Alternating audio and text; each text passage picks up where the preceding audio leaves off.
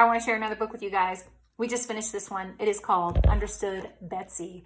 I read it aloud to the girls before bed, and I actually purchased this a little over a year ago when I saw somebody posted about here that it was such a good book, and it sat on my shelf. Maybe because it looks like this. When I got it from the mail, I was like, what? And it's very odd shape. Like, I don't know if you can see, I mean, it looks kind of weird, but I just was thinking it can't be that interesting. But we didn't have a book, and so I just picked it up and we started reading it. And I absolutely loved it for a couple of reasons, and so I wanted to share that with you here. Okay, first, if you're not familiar with the story, it kind of takes place pioneer times. It has a very Little House feel, but the author's tone is very much more like conversational and witty, and I like that about it. The little girl doesn't have parents, so she lives with her aunt, who is kind of overprotective, not letting her really do anything. Well, something happens with her aunt, and she has to go and live with another family who is basically like, yeah, you need to figure it out. And so she goes through this growth, and it's just so neat to see, so neat to read about. There's one chapter in particular that just really touched my heart, and it's the chapter that she goes to school in the new town. She's from a big city, and then she goes to this little schoolhouse, like a one-room schoolhouse. And what the teacher says to her is just the best. I have to read you a little excerpt. So I think, if I remember correctly, she's like a third grader from her big city school, but she comes to this one-room schoolhouse and she says to her teacher, I don't know what I am at all. If I'm second grade arithmetic and seventh grade reading and third grade spelling, what grade am I?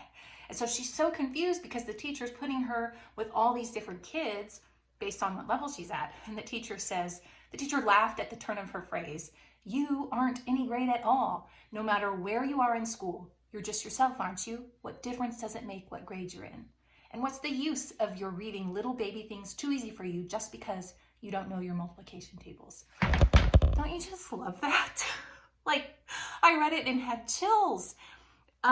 Just as a homeschooling mother, it just means so much to me because, like, that is one of the reasons we homeschool, so that we can be teaching our kids at their level. So anyway, to finish this book review, I really enjoyed it. The kids really loved it. I do think it would probably be better as a read aloud. I just think this type of book can get to younger kids when they hear it through their mom's voice or their dad's voice. So I definitely think it's a really good read if you're interested. So speaking of all of that trying to figure out levels and grades and all that stuff, you know, I feel like this last month has kind of been this trial and error month in my house. I have not shared a lot of curriculum or a lot of what we're doing. Number one, because I don't have as much time on my hands. But number two, I'm in this, like, trying to figure out what does work. And I don't always know the answer. And so we've tried a few different things over the last month that we've liked and that we haven't liked. And so it's just trying to figure out what works best for each kid. They're all so different, and it is such a blessing that we have all kinds of different resources to really go for their needs. But at the same time, it's confusing and overwhelming trying to pick what's best. I recently chose something for one of my daughters that I used many years ago, a few years back, and absolutely hated it. But as I re-looked at it, I thought, oh my gosh, this is so perfect for her. And sure enough, it is bringing her so much joy. So we are kind of in this like transition, trying to figure it out. My kindergartner is blowing my mind. I cannot quite find the right challenge for her. I give her things and then I realize, that's not quite it. And so trying to figure out how to best help her as well. So lots of things going on in our house, just hard to share when even I'm trying to figure it out. So I really think Understood Betsy was most meaningful to me in this stage of trying to figure out what my kids need. It's just been so helpful to kind of have that mindset to ignore the grade level and meet my kids where they're at. You know, I've got a kindergartner, so that's new.